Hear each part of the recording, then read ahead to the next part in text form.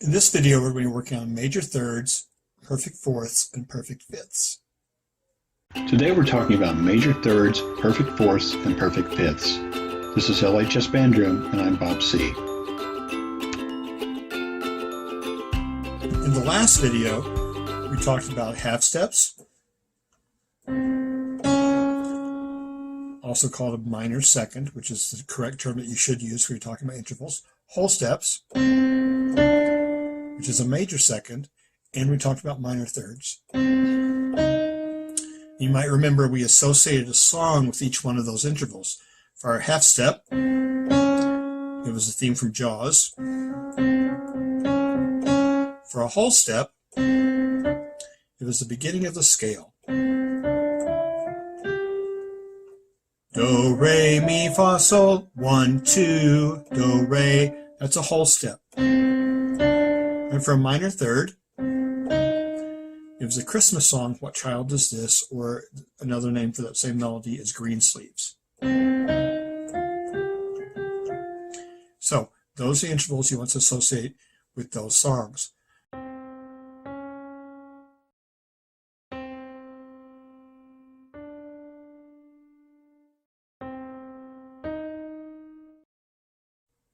For the next group of intervals, there's songs that go with those too. A minor third is the first two notes of a major triad. Every kid has sung this. Do, mi, sol, mi, do. 1, 3, 5, 3, 1, 1, 3. Major third. It's right there in the name. 1, 3, major third. If you like classic comedy, you might recognize that from the Three Stooges. Hello. Hello. Hello. Hello. Hello. Hello. However you choose to remember it. In fact, if you can find a song that you care about, the more personal it is, the easier it will be for you to remember. I'm going to play some major thirds so we can practice hearing those at different ranges. It's important to practice intervals outside of your normal vocal range. Intervals happen all up and down. There's 88 keys on a piano keyboard, and any two of those keys could create an interval that you'll be asked to identify or that you'll need to identify sometime. Your voice is probably about 2 octaves, and so you've got those notes down. That's 24 notes, but you've got all these others left over. So learn how to hear intervals outside of your vocal range. What interval is that? So far you know 4 of them. What are you hearing? Are you hearing the beginning of a major triad? Are you hearing What Child Is This? Are you hearing Jaws? Hopefully you're not hearing Jaws. If you do, then you should probably turn and run. It's a major third. Here's another major third. 1, 3, 5, 3, 1, 1, 3, major third. Okay, now I'm going to mix it up. I'm going to play some major thirds and some minor thirds. You try to decide which is which.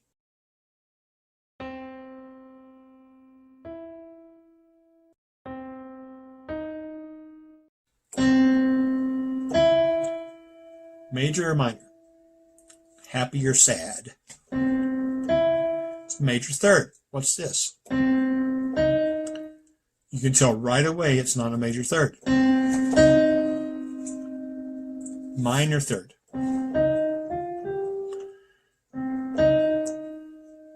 What's this? Happy or sad? Major or minor? It's also a minor third. What's this? Major third. Hear how it's stretched just a little bit? And again, it's the same interval that's in the beginning of the triad. So major third. How about down here? Happy or sad? It's a major third. How about this one? It's a pretty stark contrast. So it's a minor third. Okay, the next interval we're going to talk about is called a perfect fourth. Do not call this interval a major fourth, because everyone who knows what they're talking about will look at you and wonder who taught you that. There's a lot of reasons why it's called a perfect fourth. Perfect fifth has the same thing.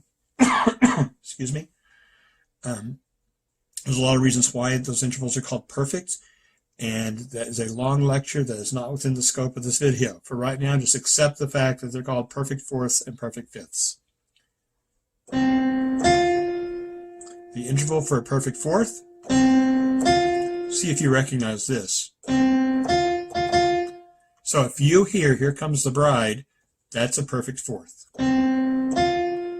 Maybe it's the bride's fourth marriage, in which case probably not very perfect, but we'll deal with that later on.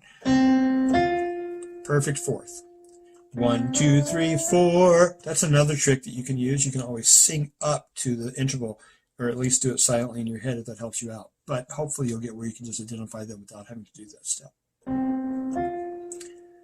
So we're going to play a few of these. You need to ask yourself, what song am I hearing? Am I hearing "Here Comes the Bride"? Am I hearing the beginning of a major triad? Am I hearing "What Child Is This"? Am I hearing the beginning of a scale? Or am I hearing a shark? Or a trill? Or am I hearing the same note?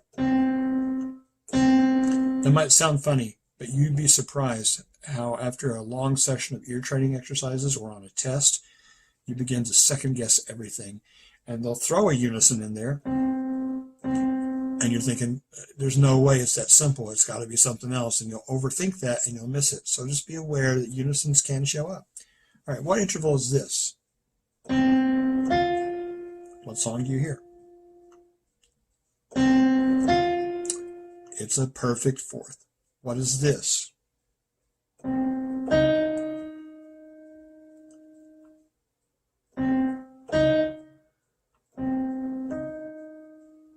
minor third. And the last interval we're going to cover today is the perfect fifth.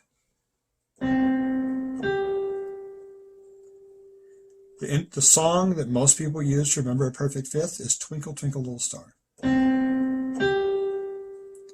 You could also think of it as the theme from Star Wars.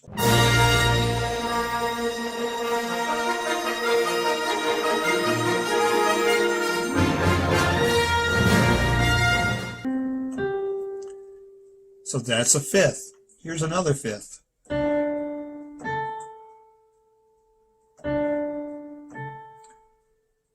"Twinkle, Twinkle, Little Star." Now I'm going to play a few intervals and you tell me tell me like this is interactive, I wish. You decide, what interval are you hearing?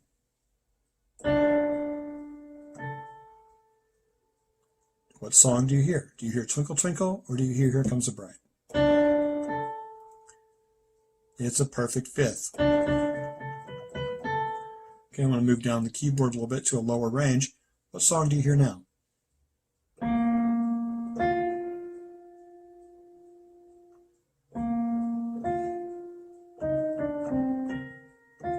So, perfect fifth again. All right, move down a little bit further. What about this one? What song do you hear?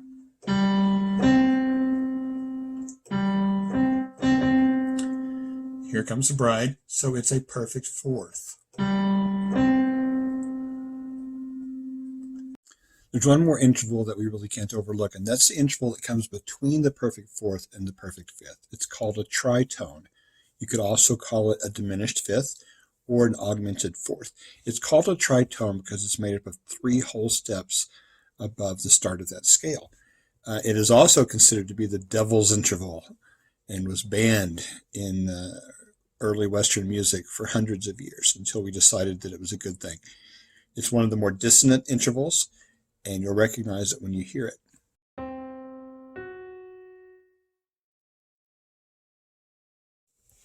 The classic song for remembering a tritone is "Maria" from the musical West Side Story. Maria, I just met a girl named Maria. Maria. That's the tritone. it sounds like a leading tone taking you up to 5. If you think of this as 1, we know that's a fifth. The tritone is like the leading tone. See how it just wants to resolve upwards to 5, just kind of leaves you hanging there? One of the reasons the tritone sounds so odd is because we're expecting it to be another half step. A major scale is a whole step, half step. But to get to a tritone, it's a whole step, and then another whole step. And so that's why it sounds so unusual. It's that stretched third interval, moving it from the half step to the whole step, that makes it sound so incredibly dissonant and also creates that leading tone effect into the fifth.